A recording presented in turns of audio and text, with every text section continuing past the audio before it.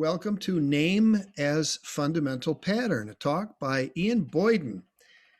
This event is being presented by SPLAB, a nonprofit 501c3 organization based in Seattle and founded in 1993. Details about our work are on our website, splab.org, splab.org.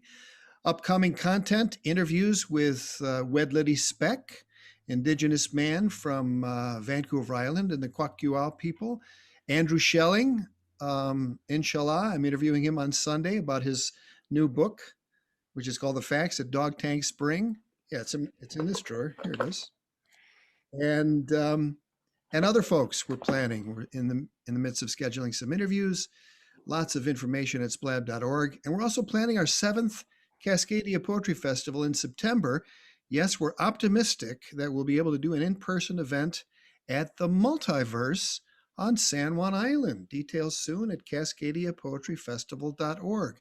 And you can subscribe to our website, get 1 or 2 emails a week, and keep in touch with what we're doing. A Forest of Names is a book of 108 meditations on names of school children killed in the 2008 Wenchuan earthquake, an earthquake which leveled western Sichuan province in China, one of the deadliest in human history, leaving tens of thousands dead and millions displaced from their homes. A disproportionate number of the dead were school children who were killed when their government-built school collapsed on them. And in the weeks and months that followed, there unfolded a catastrophe of failed response. The government refused to hold accountable those who had built the shoddy schools. They actually determined the subject politically sensitive and forbade discussion of the children and refused to list their names. Those who survived, the parents, siblings, whole communities, were not allowed to grieve. One of the many people who stood up to this travesty of justice was the artist Ai Weiwei. He organized the Citizens Investigation, a group of over 100 people who canvassed the earthquake zone, collected the names, 5,196 names in total. When he made this public, the names became part of a public conversation around the world. In 2016, our guest tonight, Ian Boyden, curated an exhibition by Ai Weiwei, including a wall of those names. Ian tonight discusses his book in which he talks about this incident. It's all about this incident and the situation. He talked at length about it in a recent reading for the San Juan County Library, and you can find the link to that in the chat. Please welcome Ian Boyden, or as he's known to friends, Meager Hero, Delicate Flower, and or Heroic Mint. Mr. Heroic Mint. Yeah, that's me. Heroic Mint. Thanks, Paul. Yeah, my name in Chinese, is Boying. So this is a sort of a phonetic rendering of Ian, Ying, Boyden, Bo. It's a name which causes my Chinese friends a great deal of mirth. A very classical name, Delicate Flower. So that's me, Delicate Flower, coming to you this evening. So good evening, everyone. It's so lovely to see all of you, such as we are seeing each other. And I really thank all of you for taking time to join in this evening. I'm really honored that you're here. And Paul, thank you so much for inviting me to give a reading from A Forest of Names and talk about some of the ideas that inform this collection of poems. For those of you who don't know Paul, I'll give a little introduction to Paul too. Paul's been an amazing supporter of this project and these poems. And his insights as to how these poems fit into or are an expression of Cascadian aesthetics has been really illuminating for me. It's really fascinating to see him work into that. And I'd also like just to take a minute to say that I think that Paul is making just an incredible contribution to our region through his work at the Seattle Poetics Lab, which is inviting me here tonight. He produces the Cascadia Poetry Festival. He's interviewed all sorts of poets and artists throughout the region. And he's also a really great poet.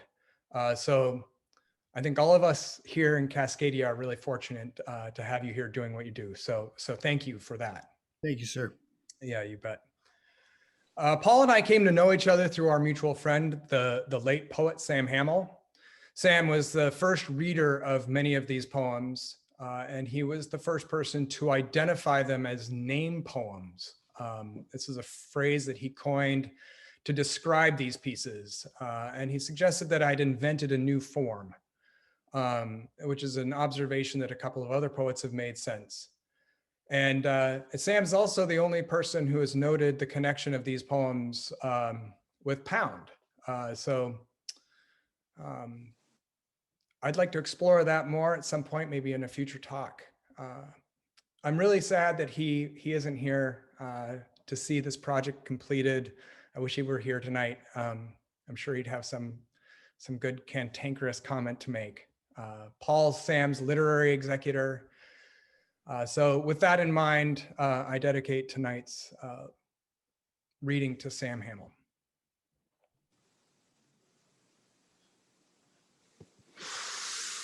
Yu Zhong, feathered center. Yun Rei, auspicious harvest. La Mei, plum as last offering. Yu Han, lotus bud in rain. Qing Miao, protean sprout. These are the names from the last few days of the full sequence of a forest of names. And tomorrow marks the 5th anniversary of the beginning of this project. It started on January 23rd, 2016, the day that I opened the exhibition Ai Weiwei Fault Line. And so I thought I would use this occasion I'd start this evening by reading that first poem, which was written for a boy named Shuang Shuang. And he was 15 years old. He was a student at Beichuan High School, which is a school that was located almost directly above the Longmenshan fault line. This is a thrust fault that ruptured catastrophically in that earthquake. This high school was about 30 miles from the epicenter of that earthquake, and it sustained one of the highest casualty rates in the entire region. When that earthquake struck, that high school collapsed, and it killed over 1,000 school children. Roughly 1/5 of the names in this list are students that were in that school, Shuang Shuang being one of them. Shuang Shuang, frost, frost. In his language, I and tree sound the same. One on the tongue, one in the ear, the single syllable mu. Rain falls over an ancient forest whose roots have no allegiance to states or provinces or human governance. Roots know the earth, stone by stone, without thought of light or dark, following the pull of gravity, the same gravity that holds the world in a thin veil of ice filled with morning light. Must we shed this garment of night? Mu. And still the rain falls, each droplet a lens, turning the trees upside down, turning the eye upside down, the world, all the world falling there, the shaking, the torn roots clearing the air, raw dust, and the smell of the dead. Our mouths fill with sounds that are not singing.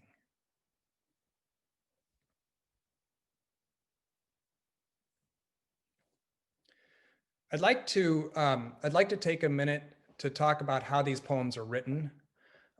People have expressed some interest in that. Every poem in this series is in a sense a translation of that poem, of that child's name, but a very expanded notion of translation. One of the things that becomes particularly clear when translating is from one language to another is that the meaning of every word is dependent upon its context. So the surrounding words in a sentence or the entire paragraph, the entire page function like tent stakes that anchor the meaning of that particular word. So what happens when all that context is removed? What happens to meaning then? And what happens is that the potential meanings proliferate, right? And that's precisely what has happened with the names of these children. We are the context of our own names. So once these names were separated from the child, they lost their context. I can't go and ask that child the meaning of their name. I can't go and ask the parents the meaning of their name. So all that's left to anchor them then there's a few things. There's the conditions of the tragedy. There's the act of salvaging those names from the ruins. There's our relative capacities for empathy and compassion. And then most concretely, what anchored them for me was the etymology of the words themselves. And so I used all of these elements then to create these poems. And it's both complex and simple. So what I want to do is I want to show you how I approached the internal structure of the names here, okay? And I'm going to share my screen.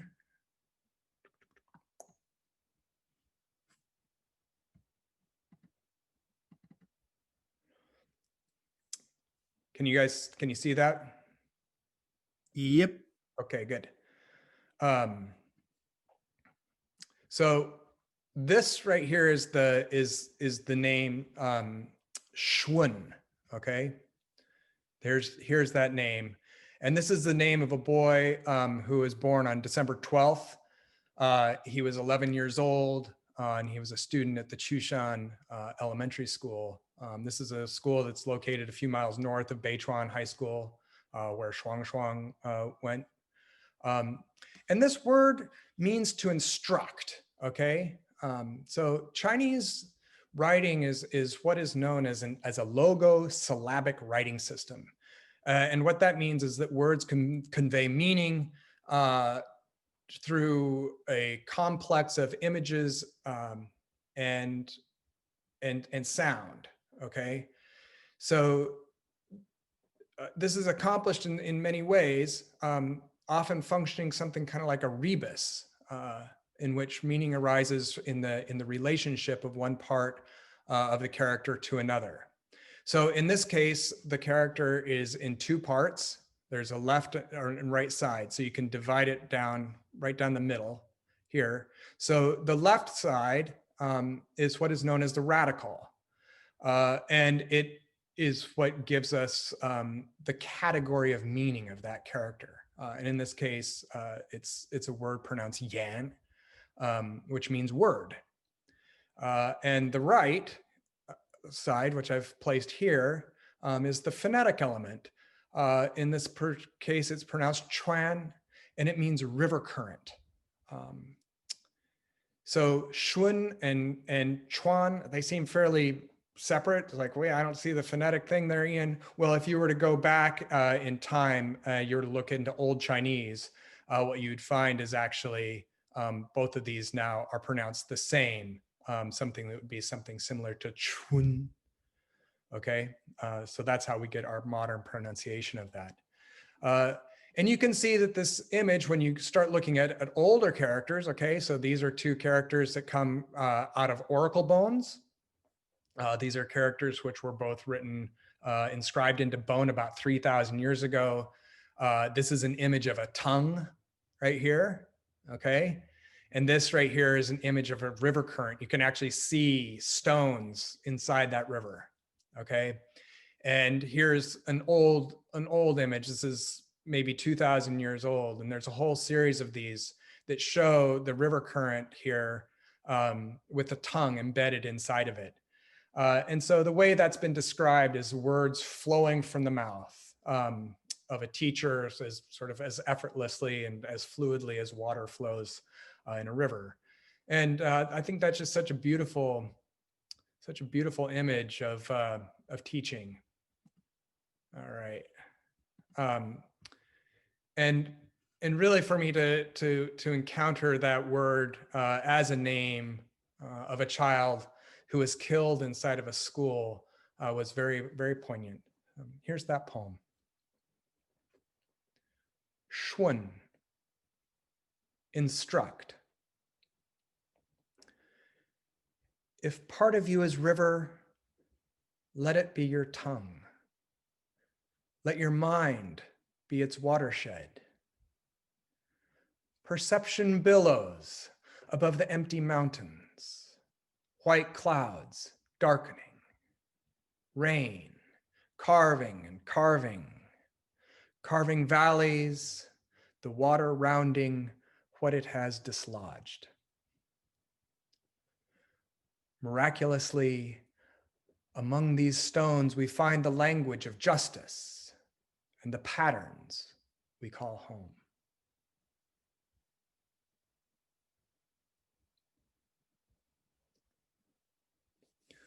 I want to talk about my last, I want to talk about being a river.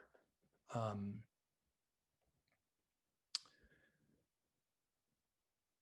going to talk about this manuscript's origins in a trip that I took to this region about 25 years ago. In 1995 and 96, I was living in China and I was studying Chinese paleography. And I was doing this, I was based in the city of Suzhou, which is near Shanghai, right in the middle of the Yangtze River Delta. And the energy of this river really fascinated me. The Yangtze is the largest river in Asia. It's one of the largest rivers in the world. And its energy is just palpable in everything. And you can just smell it, smell it when I woke up every single morning. That year was when they began the Three Rivers, or the Three Gorges Dam, the largest dam in the world at this point. And I got it in my head that before they finished this dam and they inundated everything, that I would travel the entire length of the Yangtze River, documenting stone inscriptions along the way. And so that's what I did. I'm going to share my screen again here.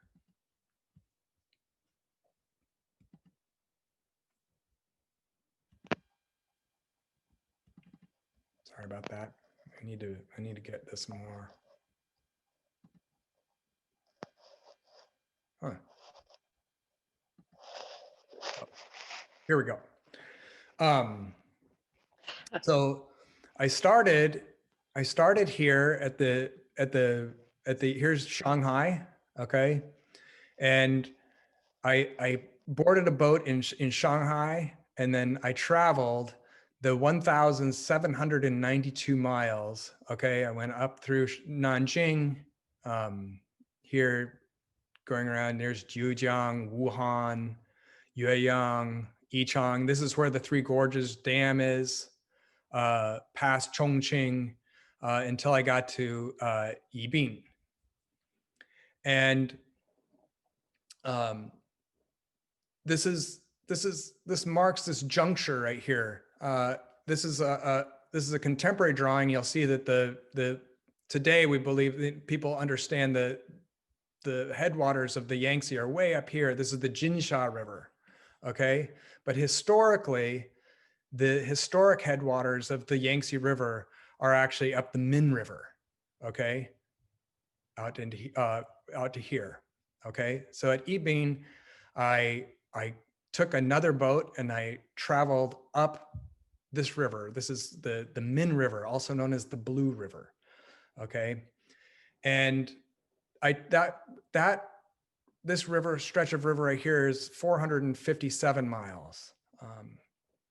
So I went by boat at the beginning, and then I began to travel by car, and then ultimately by foot until I got right to the place where that river is coming up out of the ground, right on the edge of the Tibetan plateau. So before let's see here, and we can end that. I'm sorry, I'm not very good at this sharing and unsharing, but here we are. Before I got there, a few days before I got to the headwaters, I arrived at this city called Dujiangyan. And Dujiangyan is named after the Dujiangyan, which is one of the largest set of weirs and levees that was built in the ancient world. And it was built about 2,000 years ago. It was designed by a man named Ice, which I just love, this kind of a fantastic name for an individual. And it was built because the Min River is this incredibly temperamental river, and it's constantly flooding. It's constantly inundating what's called the Sichuan Basin, and it just causes incredible damage to humans and agriculture. And I explored this area for a few days. There was all sorts of inscriptions there, which was, what I was really interested in. But there were also all these sculptures of ice, these huge figures that they pulled up out of the river. They may like been offered to this river, these giant stone carvings of rhinoceros. There used to be rhinoceroses roaming around China that are now extinct. There's just temples, all sorts of things. And there were just these story after story after story, which is really one of the wonderful things about living in a country that has such a long history. At any rate, after being there, I think on maybe the fourth night, I decided that it was time for me to continue. And so I traveled upriver a little ways, and I crossed into what is known as Nagawa Autonomous Prefecture. And this is what is known as Aba in Tibet. So I moved from Han Cultural Zone into the Tibetan Cultural Zone. And I stayed at a little tiny guest house, guest type of place in the city of Yingshu, just a few thousand people. And I was so surprised at how different it was. Just a few miles away from Dujiangyan, where everyone spoke Chinese. There I was in a little town where most of the people were speaking Tibetan and Qiang languages. It was a real culture shock. And the next morning, I got up and I was kind of trying to find the bus station or some way of making it up this road. At that point, the river is impossible to travel by boat. And I discovered how difficult it was going to be to get to my destination. There wasn't really a bus service that serviced the top end of this river. But luck was on my side, and I met this great taxi cab driver, and he agreed to drive me the remaining roughly 150 miles through really mountainous terrain to that headwaters. And we settled on this day rate. I said, I don't really know how many days, and he didn't really care. He said, well, you just pay for food and gas and whatever lodging, and I'm good to go. And he had this little tiny van. It's called a mianbao tre, which means a bread loaf car because of its shape. It's like a tiny little miniature Volkswagen van. Not made by Volkswagen. I don't remember who made those. Chinese was his second language, so we spoke to each other in our second languages. And he was this incredibly funny person. He was all along the way, he showed me all these, beautiful waterfalls and just one sight after another that was, just really special to have someone who's very, very familiar with that. And along the way, at one point, he pointed to this mountain and he said, they say that's the birthplace of Yu the Great. And Yu the Great is a man who's known as the tamer of floods. He's the legendary founder of the Xia dynasty. So this is the very first dynasty in China. It started 4,000 years ago. So Yu the Great is considered to be the founder. He's one of the most important personages in Chinese history. And so I looked over that, I was like, that's pretty amazing. And then he added, he said, you know, if Yu the Great was born on that mountain, then China was not founded by Han Chinese. And, you know, and he laughed, and it really it wasn't until years later that I understood just how radical of a statement that was. You know, China today has really risen as a Han ethno-state. And you can see that force present through much of its history, but especially in the last few decades, those forces of domination and assimilation have become extremely powerful. Not only are they rewriting their own history as a Han history, but in areas of Tibet and Xinjiang, the oppression, what is being made possible through these sort of authoritarian surveillance state techniques is indisputably crossing the line into cultural genocide. We're witnessing just the eradication of dozens of languages and cultures and people. That was beginning to happen when I was there, when I visited in 1996. But I really couldn't see it at that time. That's an awareness that would come much later. At any rate, he and I spent the night in a little town of Fengyi, and then the next day we followed the river until it veered off into this valley, and the road went no further. He parked near this giant pile of stones that was all covered with Tibetan prayer flags. And he said, well, I'm just going to wait here. You need to go and finish this journey you've taken. And I got out. There was not a breath of wind. This pile of rocks had all these strings of prayer flags that were just hanging perfectly still. And they were covered with prayers and woodblock printed images of the Buddha and things like that. And so I spent a little bit of time with that. And then I walked up this valley. I walked maybe an hour and a half, 3 or 4 miles. I'm not sure how far it was. This creek was at this point maybe 2 or 3 feet wide, and it just got narrower and narrower, and sometimes it would disappear inside the stones, and then it would resurface, and it was just kind of going through all this ground, which had been all just completely eaten and carved by a glacier in this river. At this point, the elevation was probably somewhere around 12,000 feet, so very high altitude, and I was panting. Just also felt so invigorated. And then, I finally found one of many springs that I decided was it. And I knelt down and I drank. And I felt that water become me.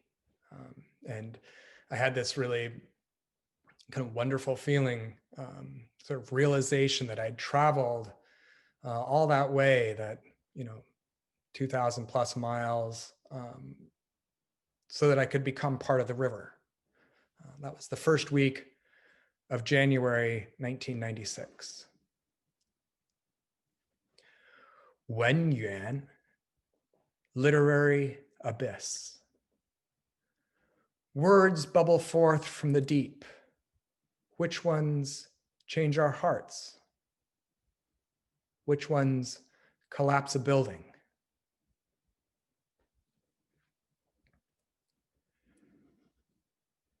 Jianchuan, builder of rivers. Let this page describe what it saw in the Blue River, the river of the mountain people. A black pattern emerges out of emptiness, like a name out of the silence from which we are born.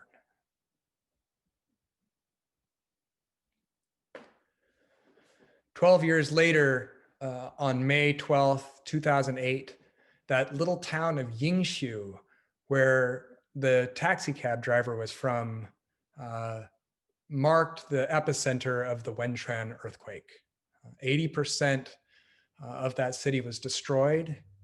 I remember that day. I remember reading the news and just thinking about him and wondering if he was okay. I had no way of contacting him. There was no way that I could know. I just listened to the news. And then, a few days later, I think kind of as what happens with all tragedies, that earthquake and the tragedy began to fade into the background. I was living in the United States at that time, and I was working in Idaho, and it's just that reality just doesn't stick.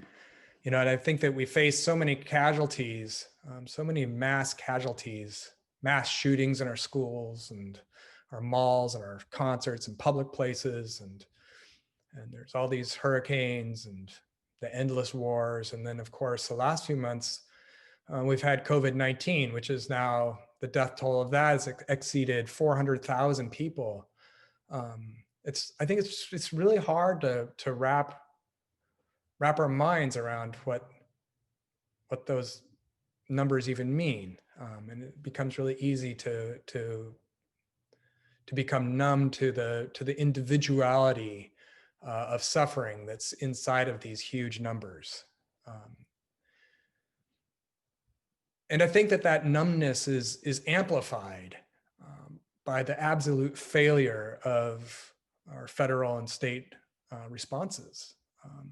So much of this death is truly preventable.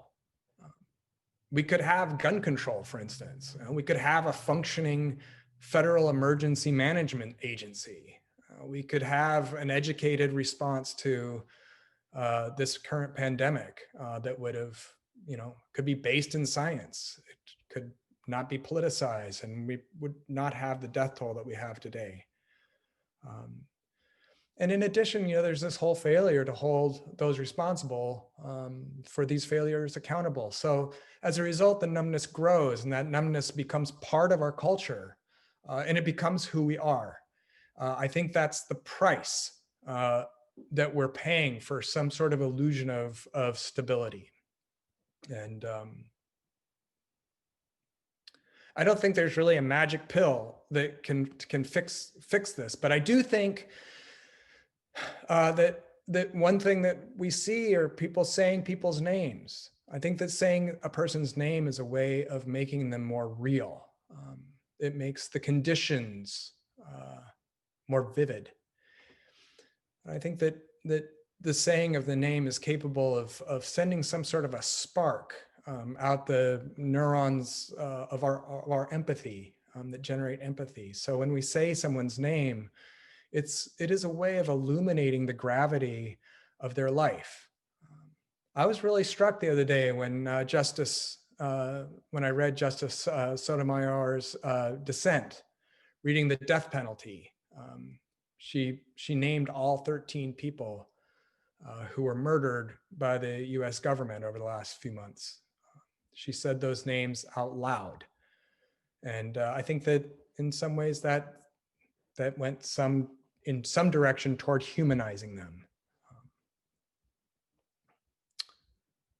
Like a name becomes a pattern in which we can see that their loss of dignity is a loss to our own. Xiaolin, forest of daybreaks. Han Gong, encircling vast ocean. Ming Shu, luminous tree. Yan Ming, cloudless inscription. Yue Wen, moon-written cloud. Yan Wen, written of infinity of fire.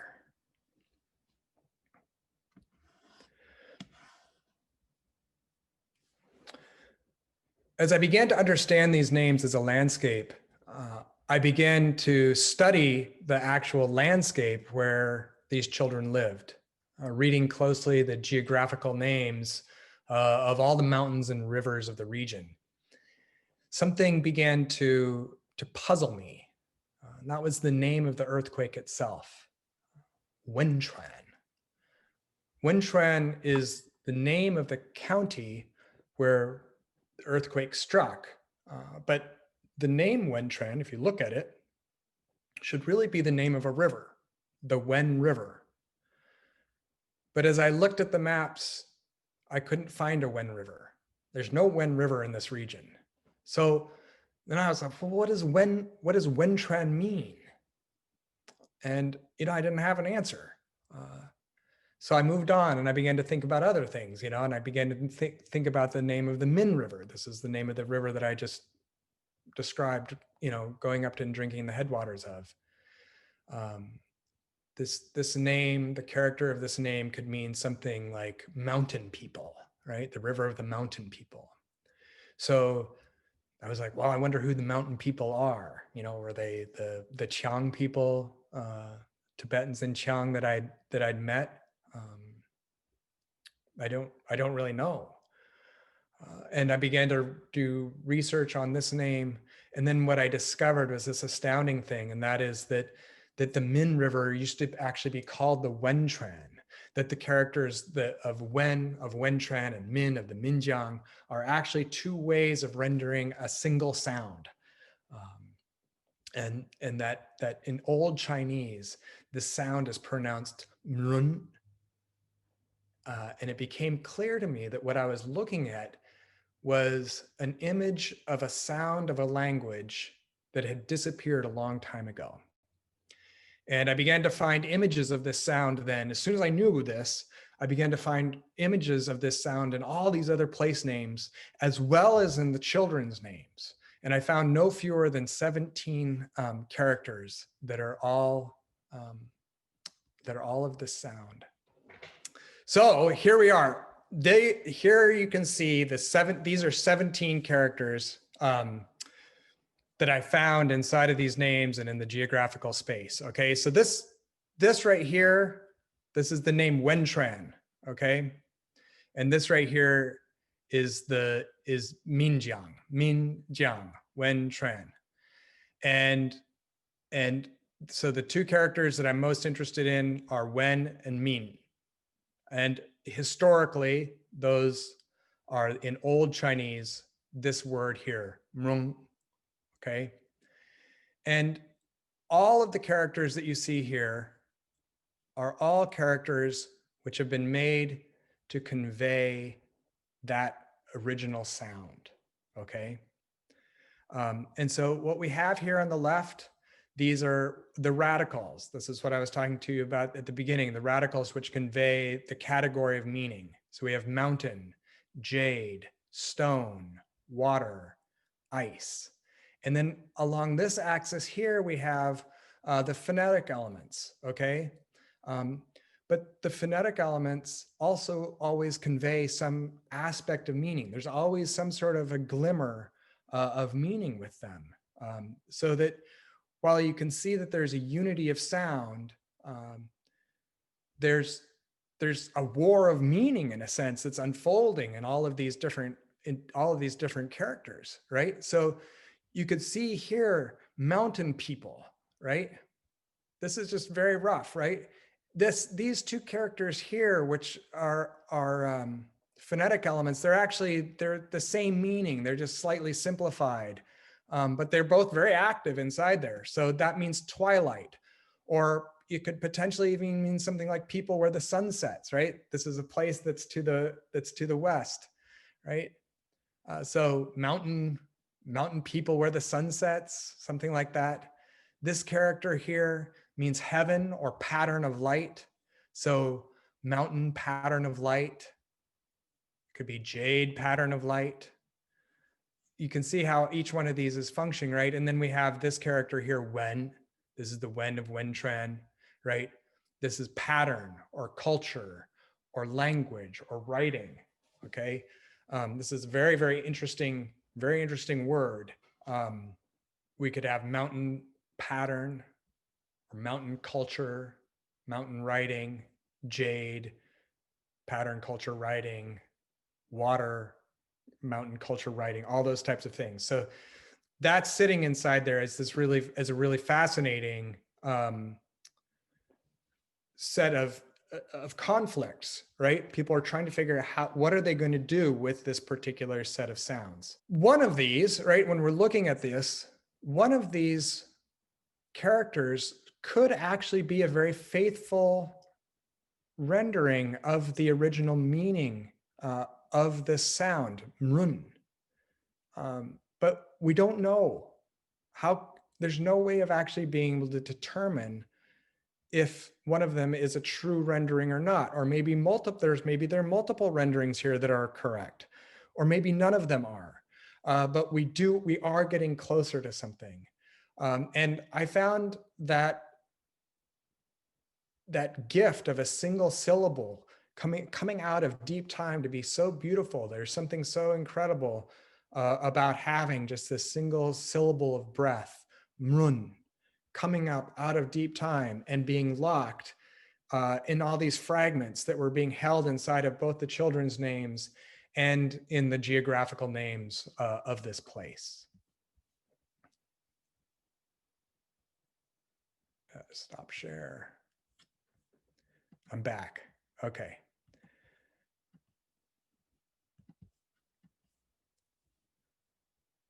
Minchong, rinsed alabaster.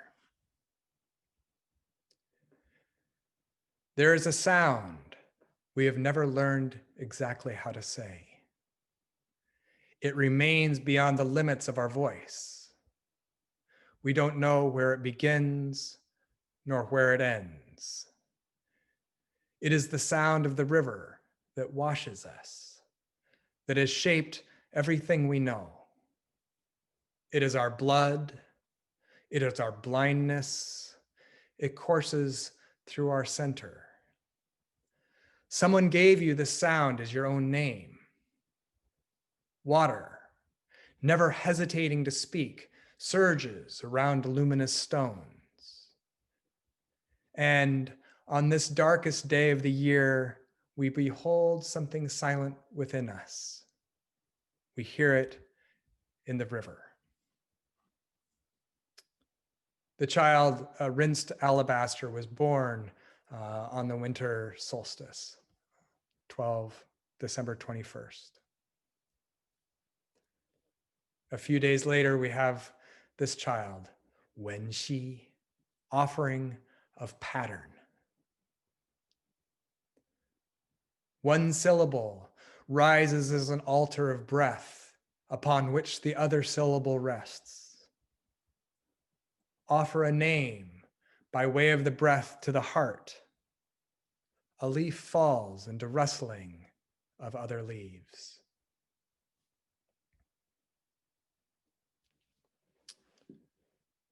As I've written these poems, I've often had a feeling that it's the Min River that's writing them, that those sips of water that I drank from the headwaters 25 years ago are somehow still alive in me, exerting this form of consciousness, that it's this river's, this mrun, this strange creature is there, and that it's writing these poems in honor of the children that grew up in the valleys that the river itself carved. And so with that thought one day, it occurred to me that perhaps the river is actually named for what it carved. Could there be a Wen mountain? And so I went back to the maps and I looked, and there it was. The Wen mountain, it turns out, is the very mountain where Yu the Great was born. That's the mountain that taxi driver pointed out to me all those years ago. The Wen River, and it's named Wen, the same Wen as Wentran, as the Wen River. So the Wen River is the river that carved Wen Mountain. River and mountain have the same name. And they share that with the people who live in this river-carved mountain. Wen, cloud pattern. Wenlin, literary forest. Minxin, sun-written core. Chengming, sun-turned script. Zhiwen, marked by the writing of clouds. So what does Wen mean? It's arguably one of the most important words in the Chinese written language. Just a minute. Here we go. I made a giant chart. So this means I have to try to do this again. So it's nerve-wracking.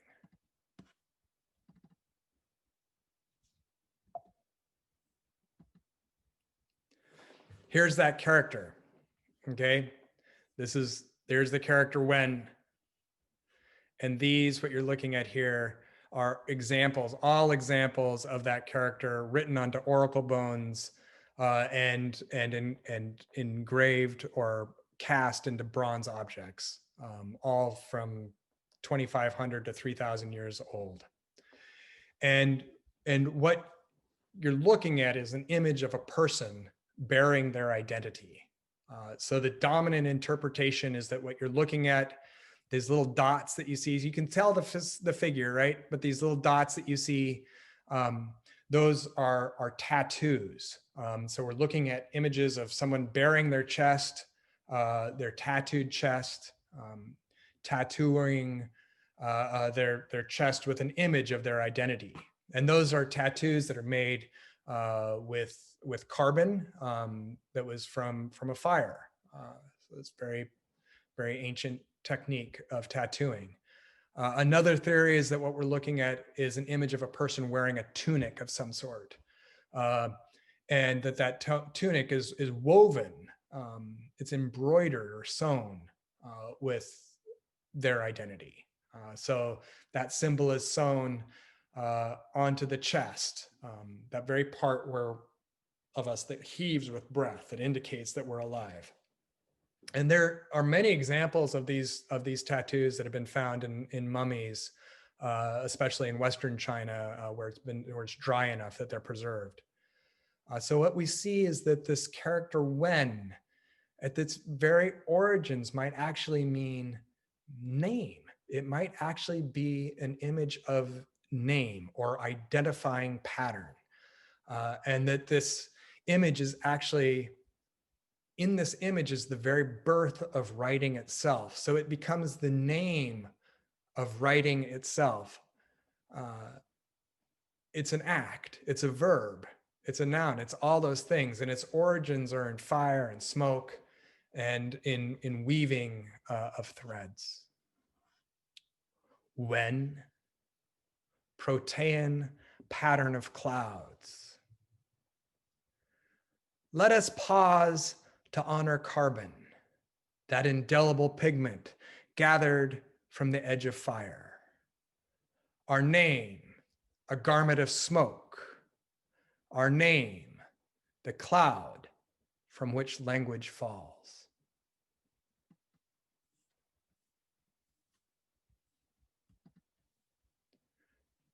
Kai Wen, triumphant language. The war ended. The drums stopped. Into this silence they asked, how will you write your name? I will sew it into my tunic, stitching an image of breath where breath should be.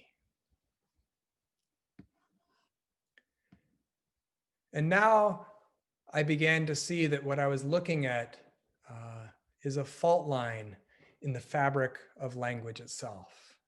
And that fault line runs exactly along the Longmenshan fault line, the fault that had slipped in 2008, causing the Wenchuan earthquake.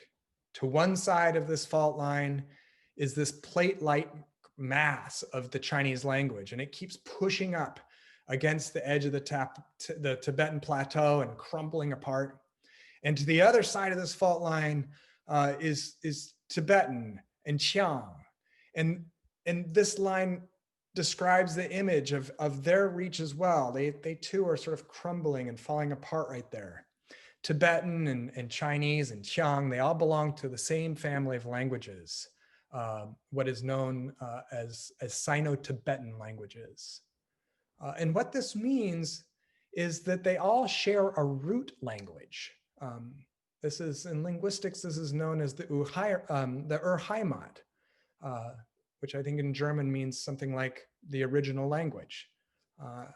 The proposed location for the Urheimat language of Sino-Tibetan is precisely here, right at the edge of the Tibetan plateau, where it levels out into the Sichuan Basin. And it's thought that that language has its origins somewhere between 4,000 and 7,000 years ago. So that language poured out from this spot. And to the east, it developed into Chinese, to the north and west, Tibetan and Qiang, and to the south, Burmese. This rupture here at the heart kept those languages separate. It kept them separate long enough until they truly became unintelligible to each other.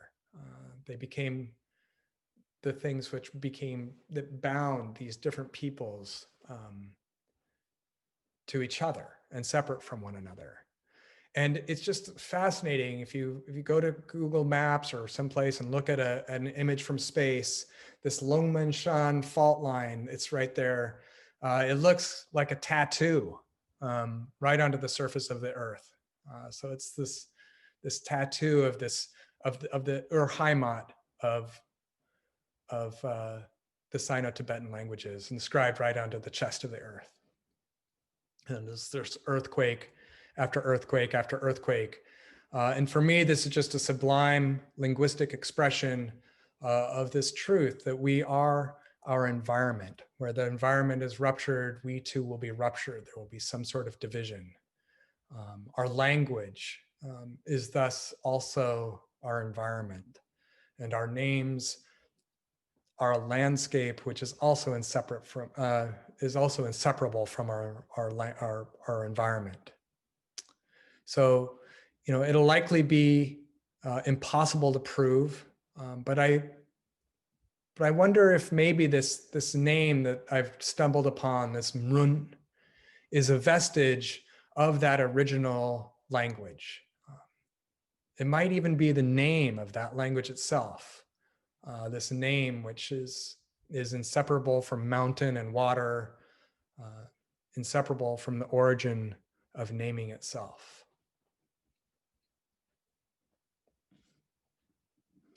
Wenbo, literary expanse. Like a galaxy, each language stretches to the thinnest edge of our most fundamental questions.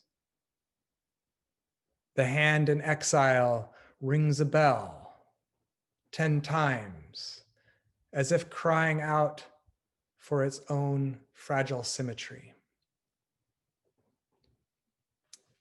Thank you. Fantastic, Ian. You never cease to amaze, and I'm just stunned by the depth of your knowledge and the depth of your expression, and how those two things at such a depth can be in the same human being. Thank you so much. Oh, thanks.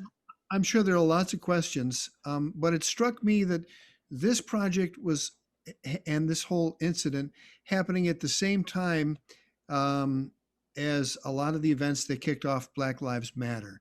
And of course, we hear "say their names." We see posters that say their names." We see the names of people executed by police officers, and then the officers not prosecuted around this continent, leading to the uprisings of this past summer. So Sam was pretty spot on when he talked about these being this being a form of poetry, the names. Did you ever see the parallel between what was going on in your own country that you're living in and what you were documenting in a country halfway across the world? Yeah, absolutely. I've been thinking a lot about that, especially with the Black Lives Matter, and with the incredible silence actually in COVID of us not actually recording the names. It's what's very strange to me that we aren't, we aren't saying those names more. I'm not sure what the taboo is around people's death from a virus, but yeah, I think it's really been notable. It's really interesting to me to see that the way in which one of the ways in which you can respond to state violence is actually just to say that person's name. I mean, in a lot of ways, we're very powerless, and it really highlights our lack of power when you can have police officers kneel on someone's neck and so they're saying I can't breathe, and they don't care, and they don't get prosecuted, and nothing seems to happen. And it just keeps going on and on. There's one name after another after another after another, and so yes, I guess the short answer to your question is yes. I'd like to open it up to other folks. I have turned on the chat, and you should be able to unmute yourselves. So if anyone wants to just pop in and ask a question, now is a good time. Ask anything, sort of.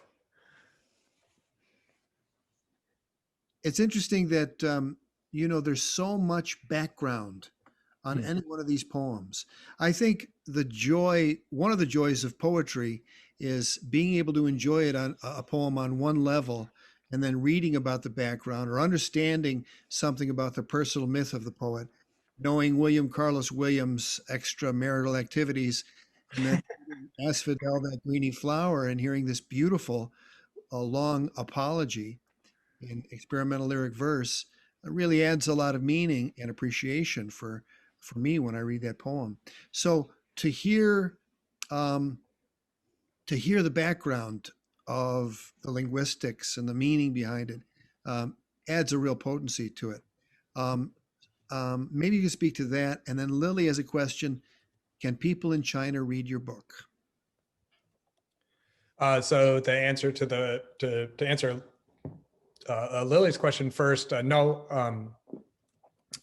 Currently, there's a moratorium on all American books published in the last year from being distributed in China. That's part of our lovely trade war. But in addition to that, even if there weren't, this book would be almost certainly not allowed to be distributed there. I'm working with Ai Weiwei on this project. He's a very politically sensitive individual. And then, of course, I'm also dealing with these names, which even 12 years after the fact remain politically sensitive as well. So it's not going to be distributed there in an official capacity anytime soon. Having said that, there's all these underground methods by which these things occur.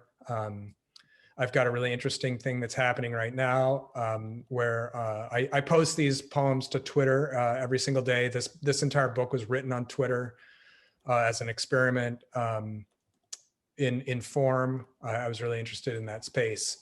That's the primary space where Ai Weiwei communicates with the world. And so I do that, and there's a woman on Twitter named Rong Sun who's been she's been translating these poems every single day into Chinese and then posting those translations. And I know that there are people in China who are able to get across what's known as the Great Firewall, and they're able to access Twitter, and some of them are almost certainly reading these translations. So I'm imagining that some of those are percolating around, they're kind of going in under the radar, so to speak. So that's an answer to that. Oh no, Paul, you would. I'll get back to that, but there's a plethora of questions in the chat, okay. which I think you can see, starting with Knox Gardner. And is there a set number of radicals? Oh yes, there is. I think there's 142 or something like that. I'll find that exact number for you. Yeah. So the radicals are it's sort of the fundamental way in which Chinese dictionaries, the Chinese language has been organized. So if you want to look something up, you have to be able to recognize those radicals. Then you go from there through stroke order. So it's a very interesting organization for language. Michaela Cassidy is curious about what inspired you to explore these many opportunities with much history, and how long did the process take? Yeah, so that's that's actually a very complex question, and it's a difficult one for me to answer. Where does something begin and where does something end? From a very early age, I've always really been interested in people, anthropology, archaeology. I grew up on a little river on the Oregon coast, and there was there are ruins everywhere, remains of arrowheads and all sorts of stuff lying all over the place in that river. And I was really curious about those people, but of course they weren't there. And I think that their absence was something that I felt very, very strongly as a kid, and it really drove me to want to learn more languages. It drove me to try to figure out what's going on. I think it gave me a very early sense that something was very deeply wrong with my culture, that those people would be gone. Every time we lose a language, we lose an entire, thousands of years answer as to why we're here and what it is that makes being a human beautiful and magical and astounding that way. So I went on from that, and I became interested in, kind of by accident, in Chinese. I moved to China. I had this kind of a very early dream that maybe I would just leave and disappear into some mountain over there, some hermit. I don't know what it was. And that dovetailed into an interest in calligraphy and Chinese paleography and all these types of issues. And I think that all these things are so complex that oftentimes inside of them we end up failing to see the world in its present time. And I think a lot of my life has been I'm guilty of having been lost somewhere in some very deep space of time, not in the present moment, not looking at that contemporary reality. And all of that began to kind of break apart about a decade ago. I had a series of experiences which really, really rattled me. And I think that I began to see that this one life of mine needed to be really present. I need to really think about something, the suffering that's happening in our current life. And as an artist, as a painter and a sculptor and things, I just wasn't able to address that in a way that made any sense. It didn't have the traction that I wanted it to. And so I began to explore other ways of doing that. And I moved back to China, and I began to translate. I began to work with Chinese dissidents, poets, a whole bunch of things, and to try to see if there wasn't some way in which I could get a hold of that. The sort of nebulous thing that I felt that I needed. So in the process of doing that, I befriended all these people. A woman that I work with right now named Tsering Wozer, who's a Tibetan poet, Ai Weiwei, and curating exhibitions with him and interviewing him. I do a lot of work with these people. And that's really kind of where that started. This particular project started by accident, completely by accident, through, my curating of that show and encountering those names and realizing that there was a way of making those children more real, right? Like, how do we make all these things around us not just some sort of statistic that has no life to it? And so I made that my practice, so that the first draft of this manuscript took exactly 1 year, because I meditated every single morning. I woke up and I meditated on those names, and I wrote a poem on the day of that child's birthday. But the project doesn't stop there, right? The next year, then I spent another year and I did the same thing, only this time I edited those poems. And then the year after that was, I spent all this time, I just started sending that manuscript out and trying to figure out how to get it placed. And then ultimately, here I am this year again, having published the book, and I'm now going through and I'm revising poems that actually didn't make the grade in that first manuscript. So the project is ongoing, and I don't know exactly when it'll end. Do you see a connection to Confucius' rectification of names? Oh yeah, that's a great question. So yes, very, very much so. So for those of you who don't know, at the heart of the Confucian project is what's called the rectification of names, or zhengming, right? And zheng is this very interesting character. It means to set upright, to make something square, and it means that you have to preserve the meaning of something. And if we're going to have any possibility of communicating with each other, we all have to agree on the meaning of our language, right? A has to equal A, B has to equal B, and so it's really important to look at language and to rectify it. Okay, and so at the time when Confucius was living, this was in the Warring States period, 2,500 years ago, there were hundreds of languages. So this is fascinating. When Europeans first arrived in North America, it's estimated that there was 480 plus languages in North America alone, and I think maybe it's in the continental United States alone. And today that number is there's not even 200 languages. So we've seen in the last 200, 300 years the eradication of that many languages, and that linguistic diversity, of course, is all over the globe. It's not like this was like a hotbed of languages. And when you look at the Warring States, there's all these different languages, and even though they're all using the same types of characters and very similar characters, they were different languages that were actually driving and feeding those characters. And so and the meaning of them was like, if you're in the state of Chu, might mean this, and if you were over here, it might mean this. And so he really felt if we're going to have a unity, right, the tongyi, then you've got to rectify language, you've got to unify language, and you've got to unify meaning. And that became this gigantic linguistic unification under Qin Shi Huangdi. And I'm of two very different minds about this, because I think that it's really important for us to have unified meaning. I think that's, in terms of being able to communicate, but I think that it also becomes a form of control.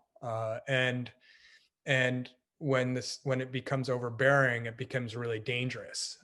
And we really see that in the 20th century China, starting with Mao and the giant language reforms, which have taken place since the 1950s.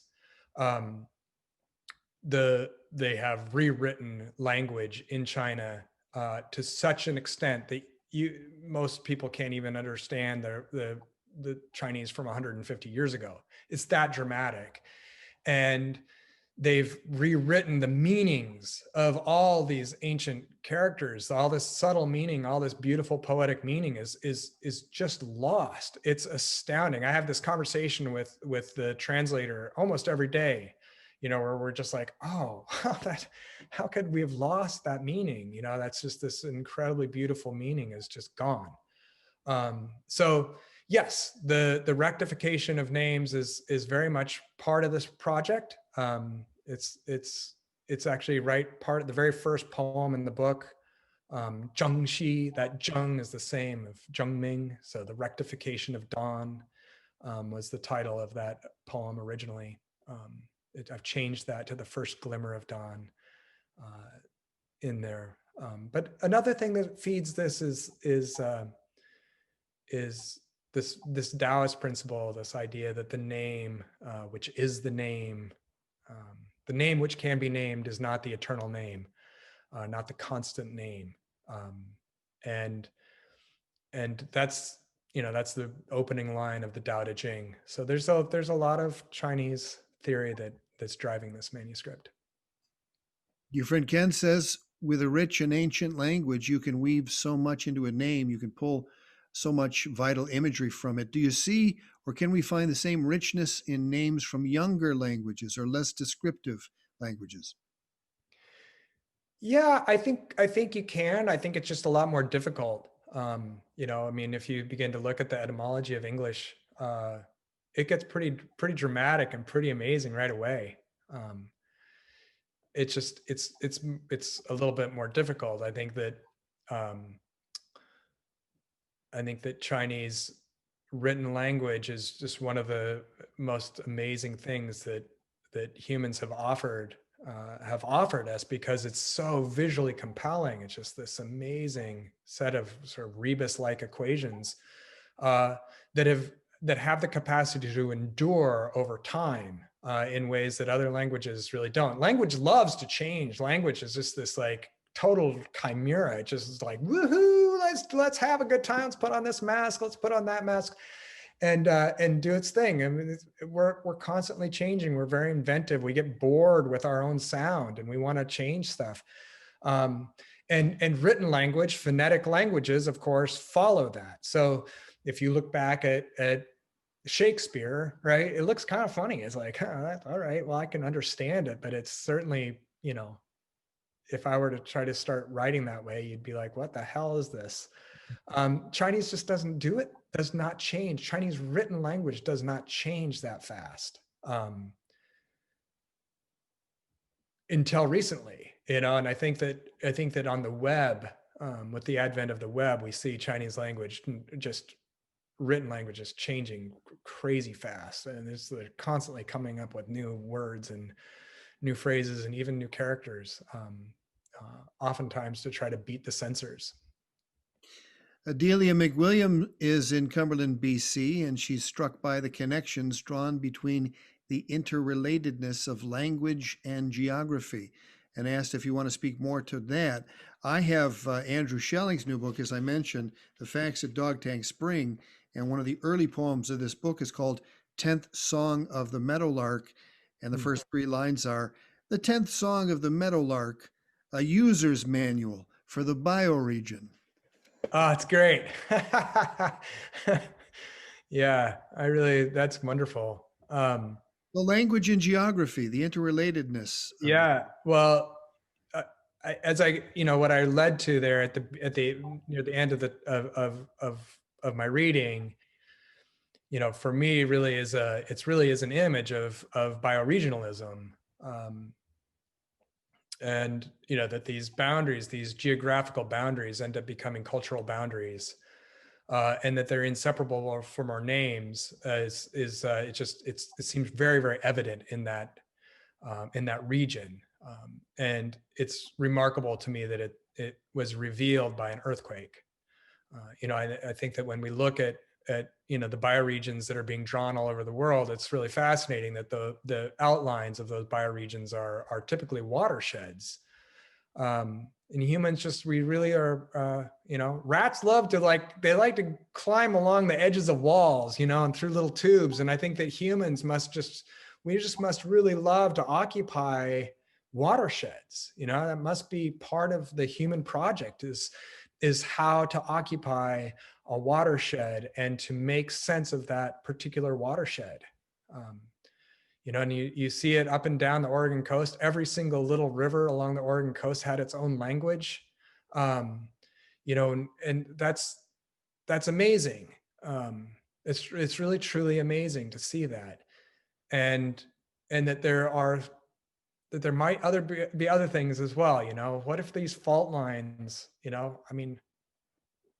someone should do a study of this and look and see if a fault line is enough, a major thrust fault is enough to separate languages.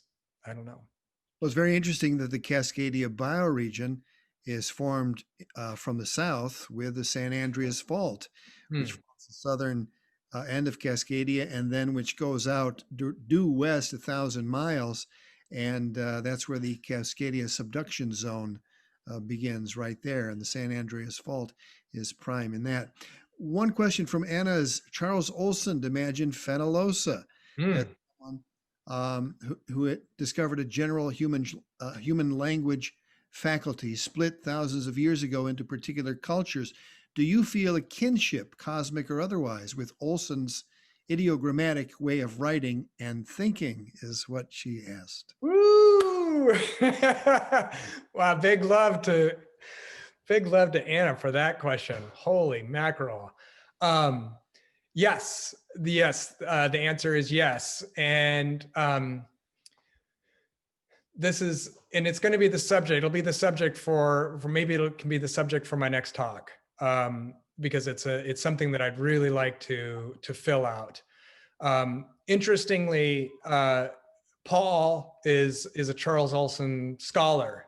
He's just Paul is the guy here who has really introduced me and led me into Olson's thought. And when I first met Paul, I didn't really have any connection with this guy other than knowing Sam. That the two of us knew Sam, and since then I've had this fascinating thing where I kind of feel like I'm walking back a branch of my tree, and finding the trunk and finding the place where things go off over to Paul, and right there at that crux sits Olson and Fenalosa.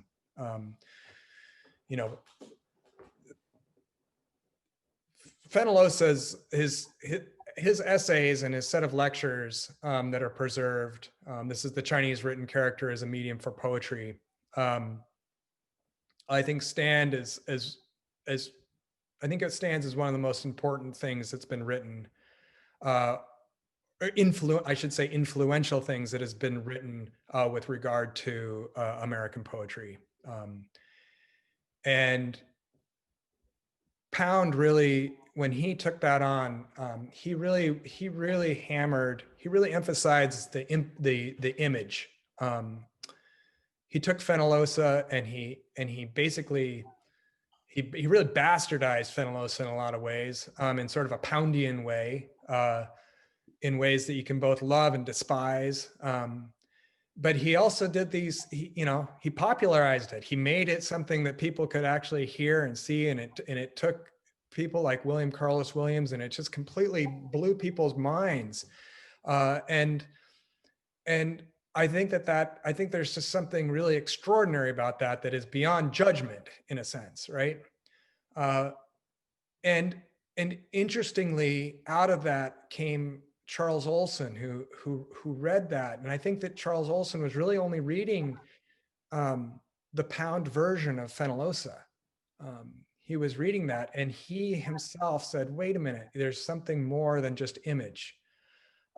There's breath, and there's syllables, and there's the rhythm of voice. And where Pound was so interested in just the image itself and the generation of all these concrete images, that what Olson did was breathe back into that, right? He's like, let's get breath to be part of this, and let's allow that field of breath to become something which is really generative. And so that hence projective verse and that incredible essay of his of projective verse. And you may have heard that I quote projective verse in one of the poems that I read tonight, only I reversed it. So yes, this is sort of a rambling answer to your question. I think that when you go back and you read Fenalosa, what you begin to see is that all the stuff that Pound liked to cut out of it actually had to do with all the phonetic aspects of Chinese. For some reason, people always want there to be some sort of purely imagistic language out there. I don't really know exactly what that's about. It's some sort of an idealism that people they really want. and maybe that's because of, maybe that is because of Pound and all those. I'm not sure what that's about. That's something to explore. But anyway, thank you for that. What are you looking at, Paul? Well, it's interesting that one of the sources for Olson and in projective verse was The Secret of the Golden Flower. Now, he didn't get Thomas Yeah. Cleary translation. He got probably an inferior translation, but for those interested, this book is available um, through Harper One. And The Secret of the Golden Flower might be important for people who want to follow that Olson slash Chinese wisdom thread together. So that handles all the questions that were put in the chat room, and we're at about 90 minutes. This would probably be a good ending point. So um, I just wanted to say, Ian, that I'm just stunned by what you do and the clarity of thought that you have, and getting more depth to A Forest of Names is really, really adds icing to the cake of the enjoyment that I have. So, um, really powerful. And it's going to be very good to engage you for those who are interested. And if all things fall into place in the right way, to have the Cascadia Poetry Fest at the Multiverse, September 11 and 12 of this year, and be able to see your studio, which is going to be right next to the place we'll be gathering. Yeah. I really hope that happens, Paul. I just like to thank everyone for coming out this evening and joining me. It's so great to see all these faces of people that I know, and I hope that the occasion is that we get to see each other in person and not through this strange tube of our digital lives sometime here soon. It's just a pleasure.